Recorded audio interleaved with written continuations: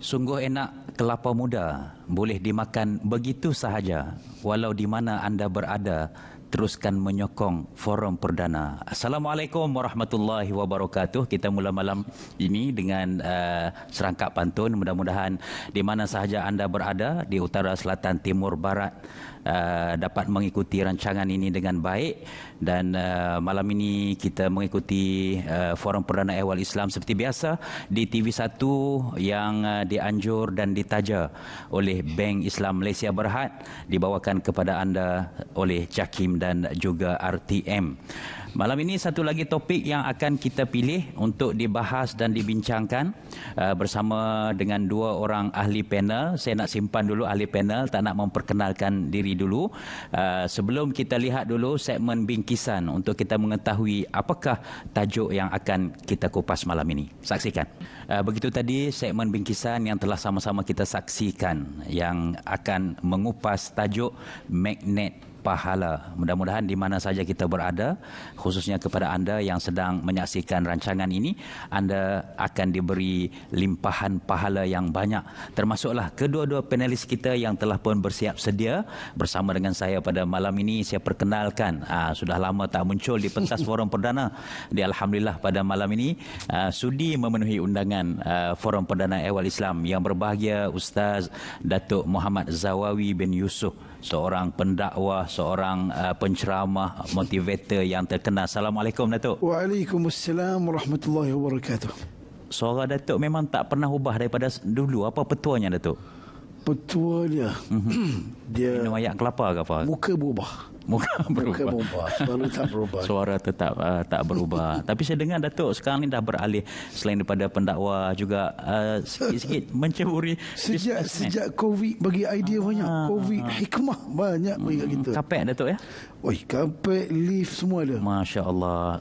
Kita doakan agar bisnes Datuk diberi keberkatan oleh Allah dan banyak menarik pahala-pahala itu. Ya salam. Panel kita yang kedua pada kali ini iaitu Ustazah Muzayyanah Abdullah. Secara peribadi, ini kali pertama saya duduk sepentas dengan Ustazah, tetapi sering mendengar suara Ustazah di corong-corong radio dan sebagainya. Kali ini kita dapat bersemuka dengannya. Apa khabar Ustazah? Alhamdulillah, sihat. Ustazah sebenarnya asal daripada mana Ustazah? Keramat, Kuala Lumpur. Oh, orang bandar lah ni. Orang bandar. Orang bandar. Tapi Alhamdulillah, terima kasih Ustazah sudi memenuhi undangan kita pada malam ini. Datuk Zawawi, kita bercakap tentang magnet pahala. Sebelum kita nak bincang panjang lebih kurang 1 jam forum kita ini, nak minta Datuk huraikan dulu konsep dosa dan pahala dalam kehidupan kita ini. Bagaimana pandangan Islam? Sila Datuk. Allah Akbar. Terima kasih banyak. Bismillahirrahmanirrahim. Assalamualaikum warahmatullahi wabarakatuh. Waalaikumsalam. Yang bahagia Tuan Pengerusi, Masya Allah makin muda. Amin. Amin. Ustazah gandingan saya, muslimin muslimat penonton di studio pun ada, di rumah pun ada. Tuan-tuan sekalian, cerita dosa ni pahala. Kalau kata magnet, dia menarik. Magnet juga menolak. Betul. Kalau pahala menarik, dosa-dosa pun ada magnet juga. Yang keduanya, sebenarnya dosa ni Ustaz, dia adalah merupakan perkara gaib. Dosa perkara gaib. Satu, Allah Ta'ala sebut Alif Lam Mim Zalikal kitabu la raiba fihi hudan lil muttaqin alladhina yu'minuna bil ghaib. Sebab dosa tak nampak, kesan dosa tak nampak. Kalau buat dosa, sekali buat dosa benjol kepala, 2 kali buat dosa benjol kepala. Saya ingat pergi kerja naik ambulan punya, sebab bengkak-bengkak sana. Kalau sekali buat dosa, pahala pula, muka berseri. Berseri, saya ingat berseri-seri, tak perlu lampu. Tak perlu. Yang kedua, dalam Allah Ta'ala mencipta manusia, kita semua tahu ayat Al-Quran surah Al-Mulk, tabarakalladzi biyadihil mulku wa huwa ala kulli syai'in qadir, sampai ayat liyabluwakum ayyukum ahsanu amala. Allah jadikan kehidupan ini untuk menguji kita. Dan ada orang Arab mengatakan bahawa dunia macam dewan peperiksaan. Jadi segala perbuatan kita nak tengok awak buat betul ke tak betul, untuk melihat siapa buat terbaik, bukan terbanyak. Jadi kalau orang buat betul, dia punya ukuran dia, reward dia, awak dapat pahala. namanya pahala. Dan pahala dalam Islam pertamanya nama dipanggil as-sawab. Sawab. Yang kedua namanya al-hasanah. Yang ketiga namanya ajron. Yang keempat namanya thawab. Yang kelima namanya birrun. Itu antara makna disebut dalam Quran. Siapa yang buat salah, kita hidup buat salah kena hukum. Hukumannya ialah hukuman daripada Allah yang akan kena orang buat dosa langgar syariat, dia akan dosa itu hukuman kena di dunia pun kena, akhirat pun kena. Jangan sebut orang sebut saya pernah jumpa seorang tu, dia kata dia buat dosa, dia menipu kita. Dia kata awak, saya kata nanti di akhirat kita jumpa tau. Dia kata okey, kita jumpa di akhirat. Sonok dia. Lepas tu bisnes dia jatuh sebab menipu orang. Orang durhaka mak ayah, dia tak akan hidup bahagia. Jadi dosa pahala ni ialah ujian.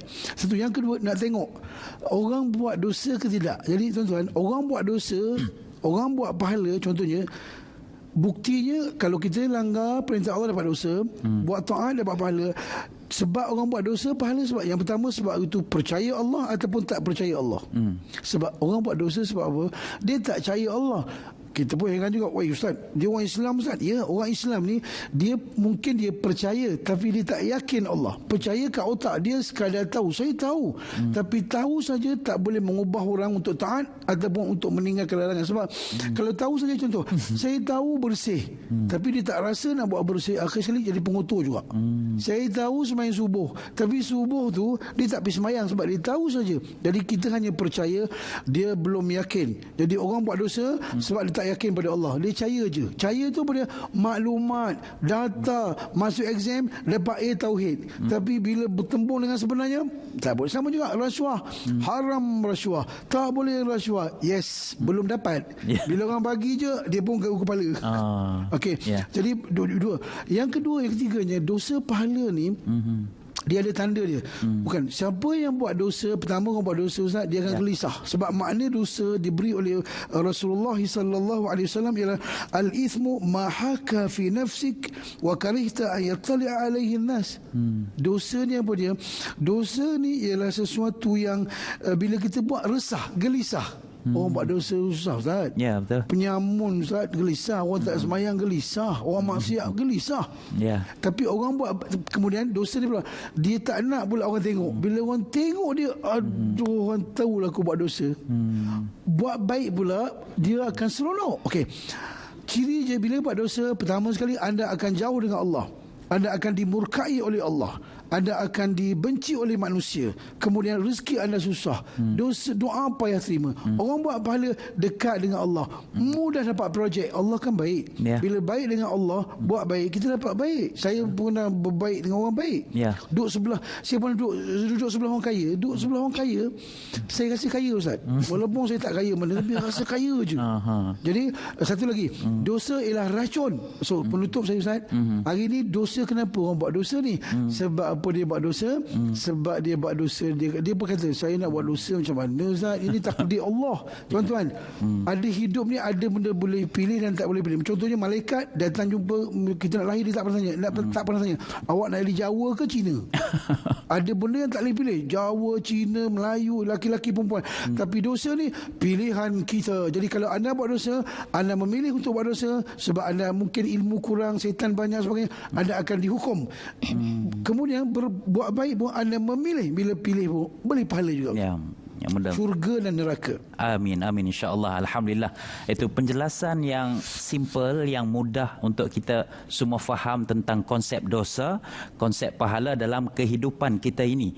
Itu yang menariknya bila Datuk sebut tadi, kalau kita ni tak kaya tapi duduk sebelah orang kaya, rasa macam kaya pula kita kan. Macam saya duduk sebelah Datuk orang yang usahawan, businessman, rasa macam usahawan pula saya ni kan.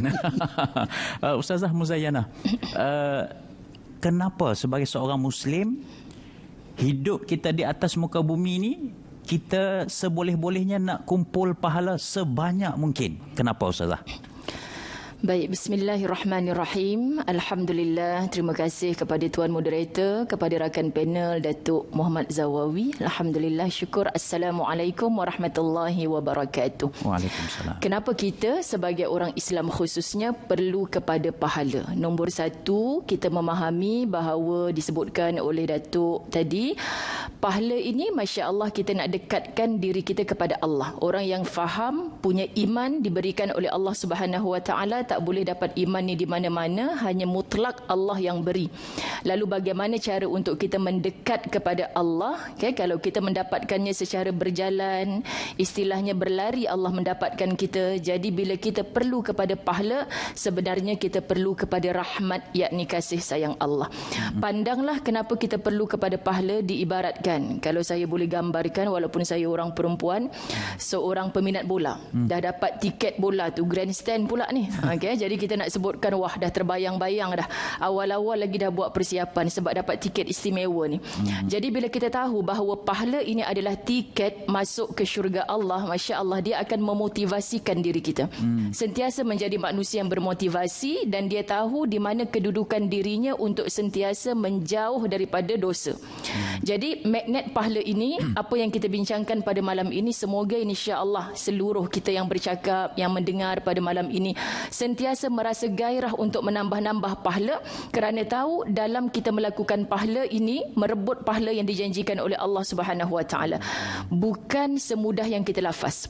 Dalam surah Ali Imran penghujung ayat 172 disebutkan, a'udzubillahi minasyaitonirrajim, lilladzina ahsanu minhum wattaqau ajrun azim. Kalimah ajrun Datuk sebutkan tadi, itulah ajrun bermakna pahala. Lilladzina ahsanu, kita biasa dengar kalimah ahsanu bagi orang-orang yang melakukan kebaikan, minhum di antara mereka, wattaqau dan orang-orang yang bertakwa kepada Allah, ajrun azim, baginya pahala yang sangat besar. Jadi siapa yang boleh beroleh pahala ini adalah ahsanu. Perkataan kedua, wattaqau, orang yang melakukan kebaikan. Cakap satu kalimah baik, tetapi nak sentiasa dalam keadaan baik, itulah istiqamah sampai ke mati, lalu kita dimatikan dalam husnul khatimah, bukan satu perkara yang mudah.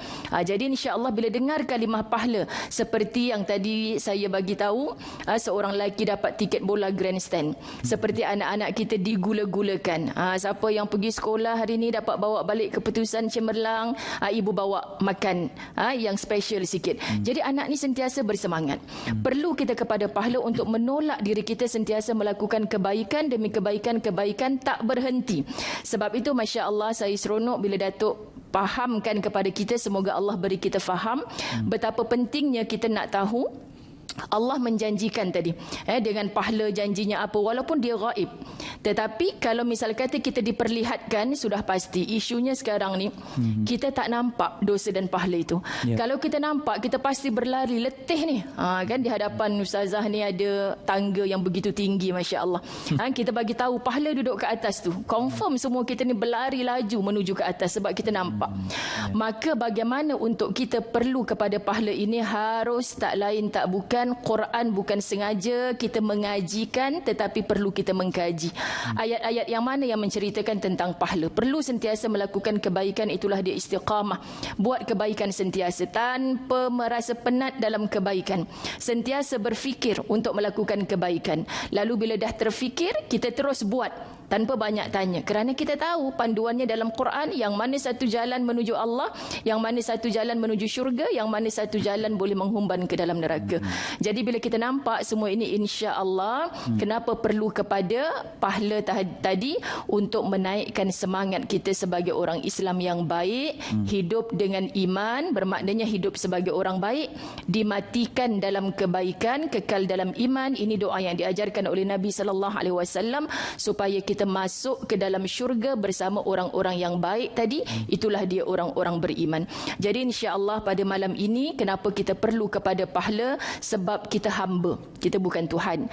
Bila kita hamba, kita tahu Allah Subhanahu Wa Taala yang beri, kita mengharap-harap semoga insya-Allah Allah pandang kita dengan kasih sayang. Bila dalam kasih sayang kita terlupa segalanya, kerana matlamat kita adalah menuju Allah semata-mata, insya-Allah. Insya-Allah. Terima kasih banyak pada Ustazah Muzayana atas penjelasan sebentar tadi. Kenapa kita perlu kepada pahala ya tuan-tuan dan puan-puan sekalian? Sebab pahala ini akan mendekatkan diri kita kepada Allah Subhanahu Wa Taala. Bila kita dekat dengan Allah, Allah kasih, Allah suka pada kita. Bila Allah suka kepada kita, insya-Allah Allah akan sediakan ganjaran balasan berupa syurga yang diidamkan oleh seluruh umat, seluruh makhluk untuk masuk ke dalam tempat tersebut. Kita akan berhenti rehat seketika. Kembali nanti banyak lagi persoalan yang saya nak kemukakan kepada panelis kita. Rehat seketika.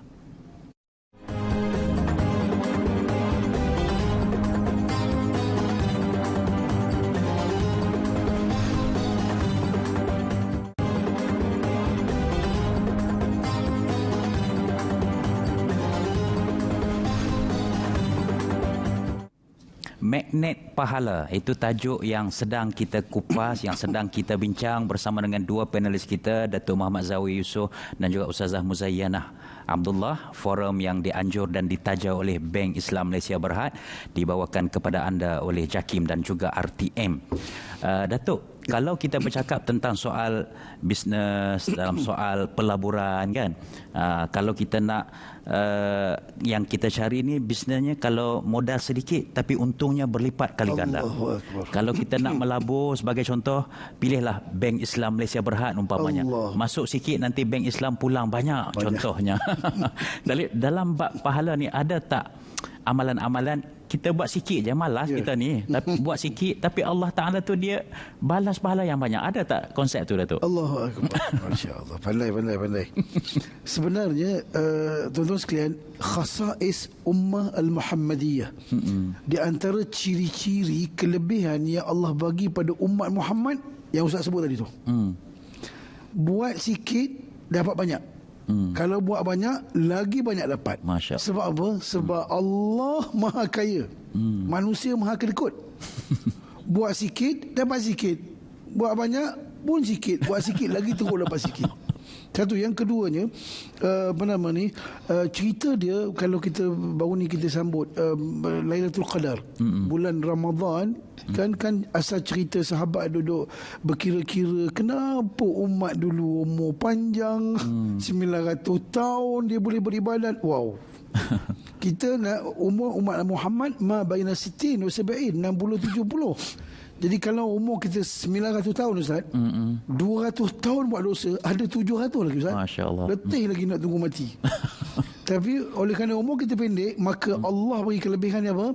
Ada satu malam, malam Lailatul Qadar itu, Lailatul Qadri khairam min alf syahr. Satu. Yang kedua, soalan Ustaz tu ada satu cerita Ustaz. Cerita zaman Rasulullah sallallahu alaihi wasallam, ada seorang sahabat, saya lupa nama tadi.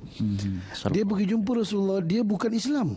Dia jumpa Rasulullah, dia duduk atas unta lagi, duduk atas unta. Dia kata, "Ya Rasulullah, alimni al-Islam, ajar aku Islam." Nabi kata Islam, as-salah, puasa, zakat, semua sekali. Kemudian dia kata, "Aqrartu, aku terima." Dia baru sebut, "Asyhadu an la ilaha illallah wa asyhadu anna Muhammadar Rasulullah." Dia terima Islam. Lepas tu kuda dia terpeleot kaki Ustaz. Terpeleot jatuh, dia jatuh, kuda atas dia Ustaz, mati terus dia. Oh, innalillah. Dia baru sekejap. Kemudian apa kata Rasulullah? Rasulullah kata dalam hadis, "Idza aradta an tara min man amila qalilan." Kalau kamu nak tengok orang amal sikit saja, kemudian pahala ajrun kabir misal hadzal rajul. Macam laki-laki belum sembahyang, belum puasa, baru mengaku je, terpeleot jatuh mati, masuk syurga Ustaz. Allah. Tu dia. Itu jadi sebenarnya dalam Islam ni ada ibadat yang Ustaz sebut, buat sikit dapat banyak. Jadi hari ni kita bukan perlu sebenarnya tenaga banyak. Kita perlu semangat dan kemahuan saja. Peluang banyak, kita ni tak pandai ambil peluang Ustaz. Banyak buang masa Ustaz. Minta maaf. Betul. Jadi saya tuan-tuan minta maaf, bukan kata kat tuan-tuan, saya kata orang Afrika. Contoh-contoh, ada amalan, contoh anda mulut amalan sikit. Contohnya, siapa sebut subhanallah bihamdi subhanallahil azim 3 kali anda sebut, yang Nabi sebut kalimatan habibatan, kalimatan khafifatan ala lisan, thaqilatan fil mizan, habibatan ila rahman, subhanallah alhamdulillah subhanallah bihamdi subhanallahil azim. Jadi 3 kali anda sebut tu, Nabi sebut ringan, berat timbangan dia dan disukai oleh Allah Ta'ala dengan sebut itu simple je. Ada seorang tu Ustaz, dia sebut kalimah tu lah, dia jumpa orang je, masa Ustaz cerita lain kali. Yang kedua nak beritahu simple sahaja. Siapa sebut subhanallah alhamdulillah wala ilaha illallah wallahu akbar. Rasulullah masa Isra Mi'raj naik ke langit, Nabi jumpa assalamualaikum jumpa Nabi semua. Tapi jumpa Nabi Ibrahim, assalamualaikum, Nabi Ibrahim jawab waalaikumsalam. Kata Nabi Ibrahim, aqri ummataka salam, tolong kirim salam pada umat kamu. Nabi kirim salam. Jadi bila kirim salam Ustaz kena jawab Ustaz. Waalaikumsalam. Nabi kirim salam ke umat dia. Dia kata apa? Beritahu kat umatku, tolong baca yang ini, sebab sekali kamu baca ini akan tumbuh pokok di syurga. Subhanallah alhamdulillah wala ilaha illallah wallahu akbar. Inna fil jannati qi'an, dalam syurga ada tanah subur. Tapi dia punya apa? Dia punya benih dia kat bumi, just sebut tadi subhanallah sikit je. Kemudian lepas semayang, Nabi sebut lepas solat kamu semayang, baca je ayat kursi. Siapa baca ayat kursi, hadis Nabi sebut dia confirm masuk syurga. Pas main baca ayat kursi. Yang tak masuk syurga tu kenapa? Yang tak masuk tu sebab belum mati Ustaz. Tunggu mati je. Kemudian kalau kita baca qul huwallah 3 kali qul huwallahu ahad, dia dapat ta'dilu, dapat pahala macam satu Quran. Al-umratu fi Ramadan ta'dilu hajjah. Buat umrah Ramadan macam dapat haji. Satu lagi sebut apa dia, Nabi pernah sebut itu zikir, sebut baca tolong. Ada satu lagi ihsan, khidmat. Siapa tolong orang, Nabi sebut aku lebih suka pergi tolong orang menunaikan satu hajat, lebih aku suka daripada aku beriktikaf di masjid Nabi selama 30 hari. Macam saya lah, hari ni orang jemput datang ceramah, saya mari juga menunaikan satu hajat, maka pahala dia macam 30 hari. Dan penutup minta maaf, penutupnya apa? Satu hari cerita baik ni, ada seorang jumpa dengan Hasan Basri. Dia kata apa? Dia kata awak umur berapa? 60. Awak mati bila? Dekat nak mati. Inna lillahi wa inna. Dia kata awak tahu tak apa inna lillahi? Okey, cuma nak beritahu apa? Awak mati bila tak tahu kan? Mati awak sekejap je lagi. Jadi dia kata umur awak yang sikit tu, awak buat baik sikit tu, maka dosa yang lepas-lepas kamu buat tu Allah maafkan kamu. Umur kita tak tahu bila kan, tapi tolong jaga saat akhir. InsyaAllah itu magnet patut kita buat. Masya Allah, terima kasih banyak. Subhanallah, alhamdulillah, wala ilaha illallah, Allahu akbar. Ni tuan-tuan dan puan-puan, zikir antaranya yang dapat magnet pahala, menarik pahala. Amalan yang sedikit tetapi menghasilkan pahala yang banyak. Ini yang kita sedang tunggu dan sedang kita cari kan, nak dapat pahala yang banyak. Ustazah, selain daripada amalan yang sedikit pahala yang banyak, kita juga nak cari amalan yang pahalanya berterusan, sehingga kan kita mati besok pun dia pahala tu terus mengalir kepada kita. Mungkin Ustazah boleh ulas sikit tentang perkara ini, Ustazah. Baik, terima kasih. Masya Allah, alhamdulillah. Saya tertarik tadi nak tambah satu, Datuk. Itulah dia tentang hadirlah, dengar selalu, kerap menonton forum perdana, contoh Masya Allah di malam Jumaat ini. Kerananya tanpa kita sedar, tak semestinya lagi kita beriman dan mati di kalangan orang-orang yang bertakwa. Jadi menjawab persoalan itu tadi, bagaimana untuk kita mendapat pahala yang sentiasa mengalir berterusan.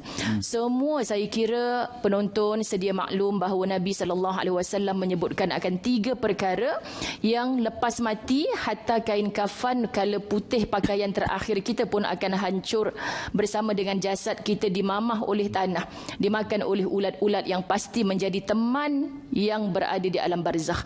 Tetapi siapa yang akan mengikut? Yang menangis balik ke rumah isteri atau suaminya yang kematian pasangan, anak-anak yang mengasihi ibu dan ayahnya. Tetapi yang mengikut kita ni adalah pahala yang berterusan. Nabi SAW sebutkan 3 perkara. Itulah pertama, sadaqatun jariyah. Jadi sadaqatun jariyah, jariyah ni yang mengalir, pahala sedekah yang mengalir, yang berterusan. Jadi kalau kita tanya yang mana lebih mulia, kita memberi makan fakir miskin ataupun kita membina pondok, madrasah, tahfiz, rumah anak-anak yatim, masjid dan sebagainya, jawapannya keduanya itu adalah pahala, boleh menarik diri kita kepada rahmat Allah yang sangat luas. Tetapi untuk mendapatkan sadaqatun jariyah yang mengalir.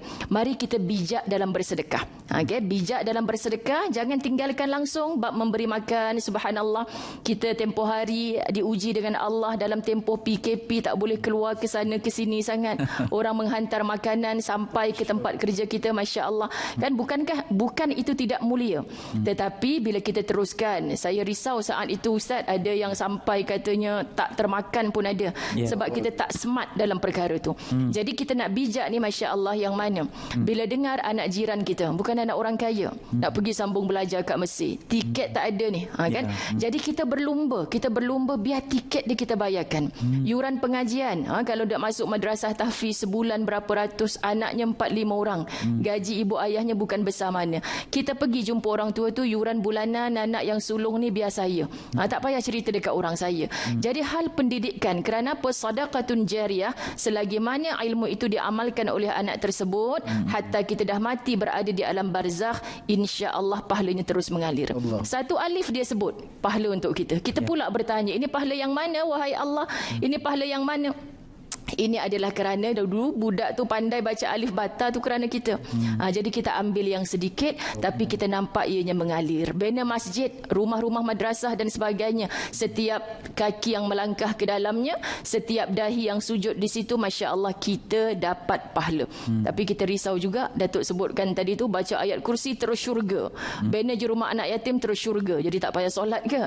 Okay? Kerana itulah pentingnya ilmu. Jadi tak cukup untuk di sini sahaja. Dan Nabi SAW sebutkan ilmu yang dimanfaatkan. Jadi bukan semua orang ni ada duit yang banyak untuk bersedekah. Jadi kalau sedekah ini boleh memasukkan kita ke dalam syurga, ada orang-orang miskin di luar sana yang bertanya, adakah syurga itu hanya untuk orang-orang kaya? Wahai Allah, tak. Syurga ini untuk semua. Bahkan kita takut yang mendakwa kaya, duduk sebelah orang kaya jadi kaya tadi Ustaz.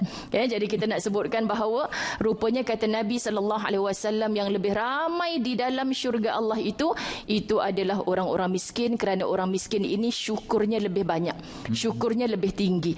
Jadi masya-Allah, mari kita manfaatkan ilmu yang kita ada, supaya dengan ilmu ini apa saja yang kita ajarkan, bukan mesti jadi ustaz-ustazah, ibu-ibu yang dirahmati Allah mengajarkan resepi yang baru kepada jiran tetangga, share dekat Facebook supaya mereka boleh berniaga pula. Dulu dapat hasil macam ni sebab ada jiran share resepi dia. Contoh, jangan kata syurga untuk ustaz-ustazah, malu kita nak sebutkan apa bidang sahaja, mengajar jahitan, nursery, pokok-pokok dan sebagainya. Jadikan ilmu ini sebagai satu pahala yang mengalir selepas kematian kita. Saya tutup dengan anak-anak yang soleh dan solehah. Jadi berbahagialah ibu ayah yang mempunyai anugerah oleh Allah Subhanahu Wa Taala anak-anak. Pastikan soleh dan solehah mampu menguruskan jenazah kita selepas kematian kita. Doa mereka sentiasa ada. Allahumma ghfir lahu untuk ayahnya, Allahumma ghfir laha untuk ibunya. Maka insya-Allah inilah manusia yang berbahagia dan beroleh pahala di sisi Allah Subhanahu Wa Taala. Amin ya rabbal alamin. Alhamdulillah, mudah-mudahan kita tergolong di kalangan orang-orang yang apabila mati kelak akan mendapat pahala yang terus mengalir, yang disebutkan oleh ustazah tadi kan, sedekah yang sentiasa mengalir pahalanya. Alhamdulillah ustazah ya, kita di YB Menteri Agama ni dia sempena tempoh PKP COVID ini memperkenalkan tabung musaadah COVID-19. Jadi alhamdulillah kita mendapat banyak yang memberi infak, dan kita juga membantu kepada golongan-golongan yang memerlukan. Mudah-mudahan termasuklah apa yang ustazah sebut tadi, sedekah yang mengalir pahalanya. Baik, kita berhenti rehat sekali lagi dan kita akan kembali untuk membincangkan magnet pahala selepas ini.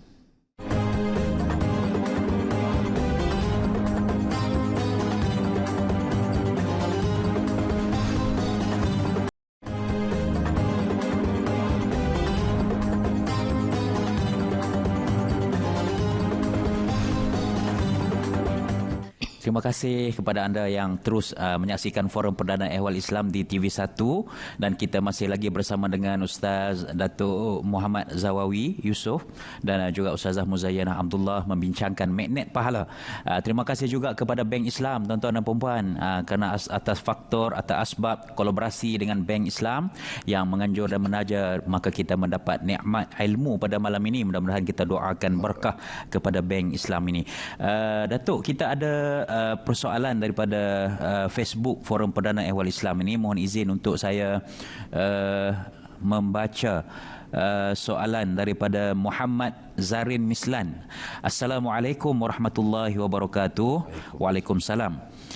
Izinkan saya memohon pendapat dan pandangan daripada ahli panel. Benarkah ada orang kata kalau nak pahala banyak kena ada harta banyak dan duit yang banyak macam Datuk Zawawi? Itu saya tambah lah tu. Saya nak minta Datuk lah. Minta Datuk, adakah betul ni nak dapat pahala banyak ni kena ada harta duit yang banyak tu?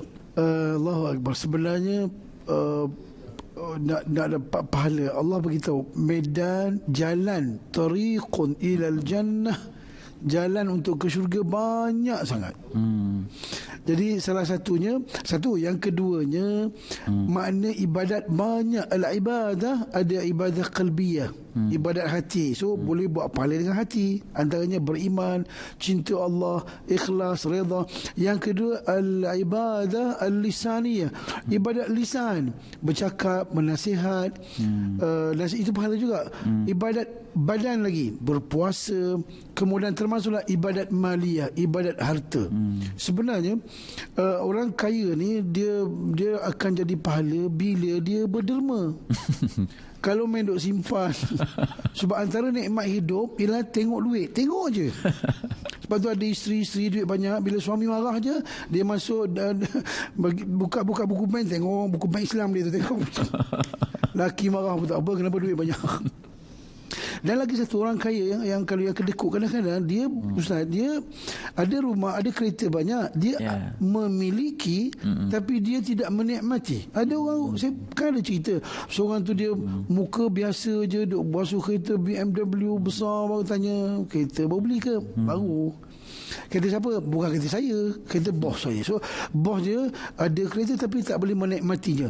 Jadi duit ni sebenarnya duit dia bukan kemana sangat. Duit, kita dapat duit sekejap je dapat duit. Lepas tu bagi kat isteri. Isteri pun pegang duit bukan lama sangat. 2-3 hari dia beli popiah, dia beli gelang, dia bagi duit itu. Kita berapa duit banyak, pergi dekat kereta, minyak bayar, duit habis juga. So nak bagi pahala yang banyak, apa dia, semangat memberi tu ada. Apa dia semangat memberi? Sebab Allah, sifat-sifat Allah, nama-nama Allah, semuanya memberi. Ar-Razzaq, Al-Fat. Jadi nak pahala, give, you give. Dan pula Islam sebut, tengok ada hadis sebut, inna bikulli tasbihatin sadaqah. Pahala tasbih pun sedekah, subhanallah. Wa kulli takbiratin sadaqah. Sedekah. Tapi ingat ni yang kita sebut ni, dia ada dalam Islam, ada satunya namanya zakat. Zakat ni bagi duit, bagi apa lagi, binatang, padi dan sebagainya, minyak. Yang kedua namanya infak. Infak ni bagi duit, bagi harta. Tapi bila sebut sedekah, dia paling luas sekali. Dia bagi harta pun sedekah, bagi duit pun sedekah, bagi termasuk bagi tenaga pun sedekah. Jadi kalau duit tak ada, kita boleh sedekah. Antaranya idea, Ustaz. Idea suami isteri hari ni nak makan apa, anak nak sekolah mana, meeting AJK Masjid. Ada kawan saya, Ustaz, AJK Masjid bagi idea, sekali tu dia meeting mati tengah meeting, Ustaz. Masya Allah. Mati syahid, mati tengah meeting. Dan tu kemudiannya kita sedekah yang paling besar juga ialah sedekah. Duit tak ada tapi jangan menyusahkan orang. Sedekah juga. Sedekah juga, Ustaz. Jangan menyusahkan. Contohnya ada seorang tu dia menyusahkan isteri. Baik, itulah orang kita. Pergi Ustaz sebut tadi, semayang bagus, puasa bagus, semua bagus, tapi rumah tak bagus. Isteri masak tengok je, dah siap tanya. Satu kali tu Ustazah, dia masak, Ustazah, dia marah isteri dia, suami dia, isteri dia sepak pintu peti ais, tercabuk pintu peti ais. Sebab apa? Dia buka pintu, bulu tak ada, Ustaz. Allah. Bulu tak ada, dia belasah sampai tercabuk pintu tu, Ustaz. Itu dah lah tak membantu orang, menyusahkan orang. Apalagi, jadi tasbih, ingat tasbih yang antaranya mulut tasbih, perangai tasbih. Yang lagi namanya pahala, itu takbir, Allahu Akbar. Takbir ni maknanya kita mengagungkan Allah. Maksudnya takbir mulut pun sedekah. Lagi kita jumpa orang besar, ingat ada lagi yang maha besar. Siapa dia? Allah Ta'ala. Jadi anda tidak akan jadi orang yang meminta, menghina diri sebab anda faham konsep itu. Kemudian tahmid sedekah, kita puji Allah. Tahlil sedekah, apalagi termasuk Allah ni sebut Ustaz. Sebut satu benda Ustaz. Sehingga wa fi bud'i ahadikum sedekah, suami mendatangi isteri, hubungan kelamin tu dia ke sedekah juga Ustaz. Sedekah juga Ustaz. Dapat pahala Ustaz. Masya-Allah. Kalau tak dapat pahala pun tak apa Ustaz. Tapi Allah. kiranya Allah punya penyayang lah Ustaz. Jadi sekarang ni ruang pahala sangat banyak. Cuma kita bila ilmu tak ada je, kita sempit tentang konsep sedekah sebab kita faham ibadat itu sempit. Jadi tolong luaskan pandangan kita tentang konsep ibadat. Apalagi kita boleh berilmu. Tadi Ustaz sebut tadi membantu orang. Jadi Allahu Akbar tuan-tuan sekalian. Kita ada peluang, cuma kita banyak tutup peluang kita. Jadi teruskan cari kalau boleh sumber-sumber yang kita terlibat dengan al-hasanat, kebaikan. Dan kata sahabat Nabi kata innalil hasanati dhiyaun, buat baik itu cahaya Ustaz. Alhamdulillah. Sekian. Terima kasih Datuk.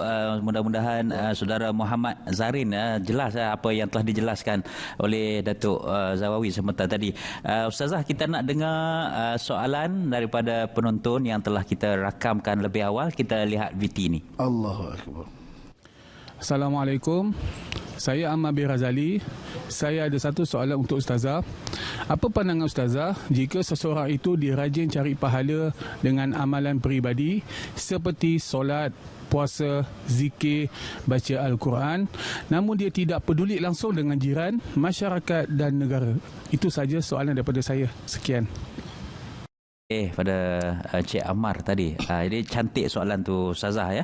Orang duk sibuk cari pahala dengan amal-amalan tertentu, tapi dalam masa yang sama dia tak peduli kehidupan jiran, tetangga, masyarakat. Apa pandangan Ustazah?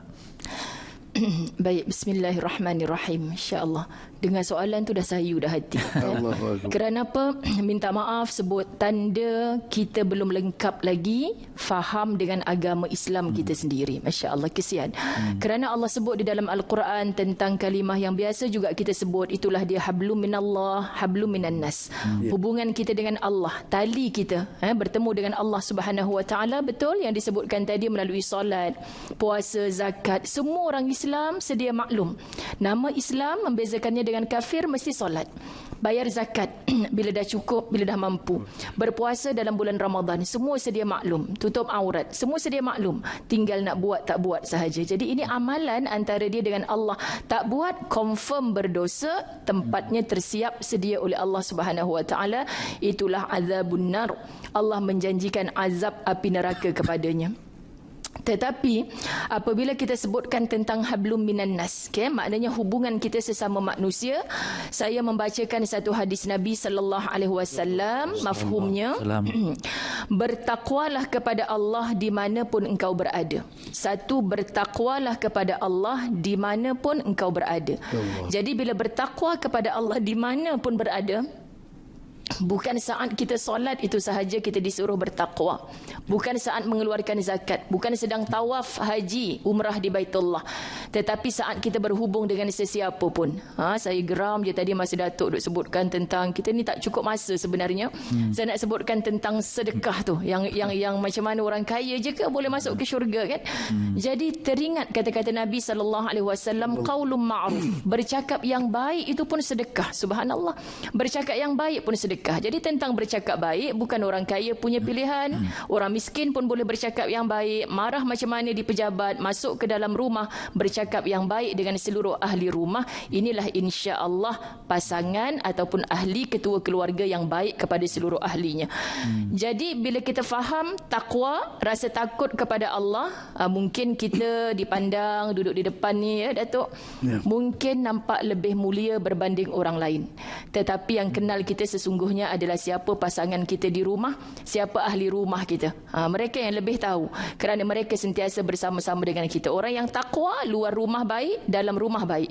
Jadi kalaulah hablum minan nas, hubungan sesama manusia ini tidak penting, lebih baiknya kita sujud lama-lama atas sejadah Cantik dah hubungan dengan Allah, confirm syurga.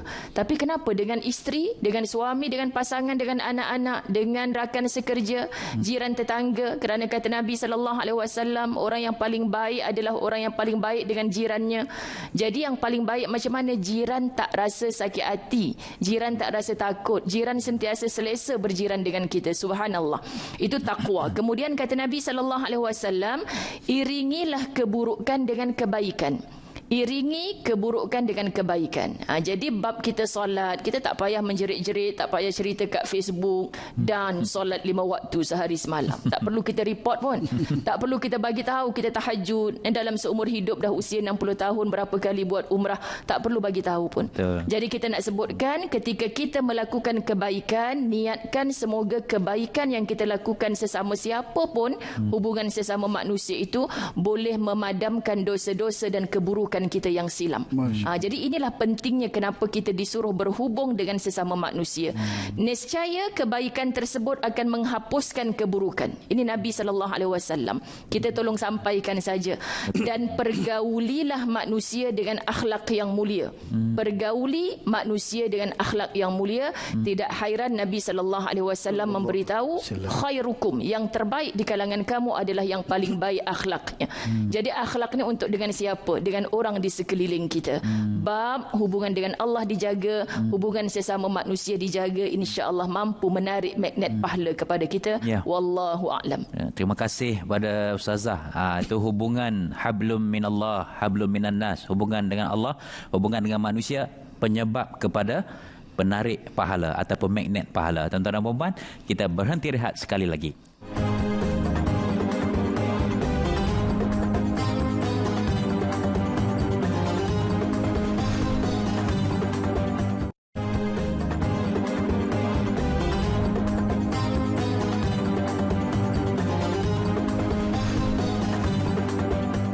Beruntung sungguh kita kalau menyaksikan Forum Perdana Ehwal Islam malam ini, kerana kita membincangkan tentang bagaimana untuk meraih sebanyak mungkin pahala dalam kehidupan kita. Hidup kita tak panjang, hidup kita tak lama.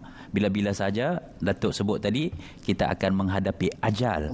Oleh sebab itulah kita kena membuat persiapan, persediaan untuk memastikan amalan kita, apa saja yang kita lakukan, mendapat ganjaran pahala yang berlipat kali ganda. Baik, akhirnya kita sudah berada di penghujung siaran, Datuk dan juga Ustazah. Mungkin kita nak buat kesimpulan seorang 2 minit yang ada ni. Datuk 2 minit, Ustazah 2 minit. InsyaAllah saya setengah minit. Silakan Datuk. Okey, walau macam mana pun kita ada magnet kebaikan, kita buat baik siang malam pergi Mekah, Madinah, kena ingat dan kena berhati-hati. Yang kita simpan tu kadang-kadang dia boleh lebur. Apa dia?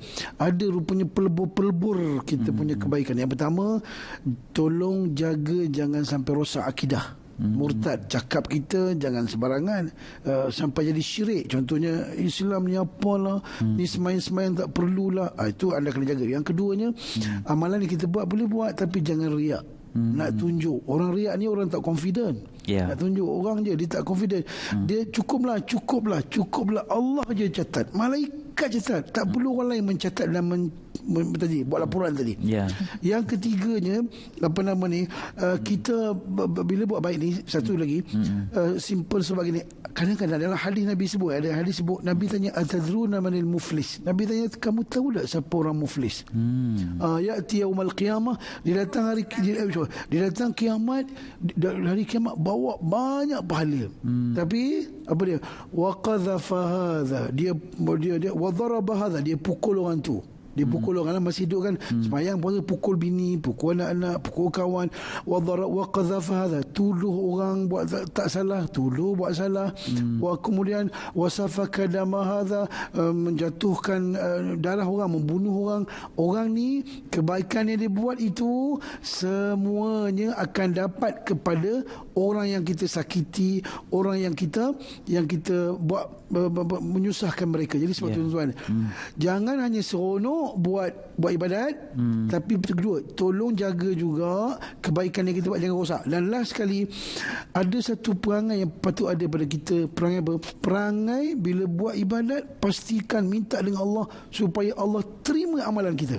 Kita duk buat je, sembahyang, buat Allah terima ke tidak. Jadi tolong minta doa, Allahumma taqabbal, ya Allah terima ibadat. Penting. Yang keduanya nak suruh terima tu, jaga hati biar ikhlas. Yang kedua, ikut sunnah Nabi. Dia sudah ibadat, barulah amalan kita betul-betul yang kita simpan jadi bukit, jadi gunung di akhirat. Wallahu a'lam. Terima kasih Datuk. Itu yang kita bimbang, takut muflis di hari akhirat. Kita duk ingat pahala dah banyak.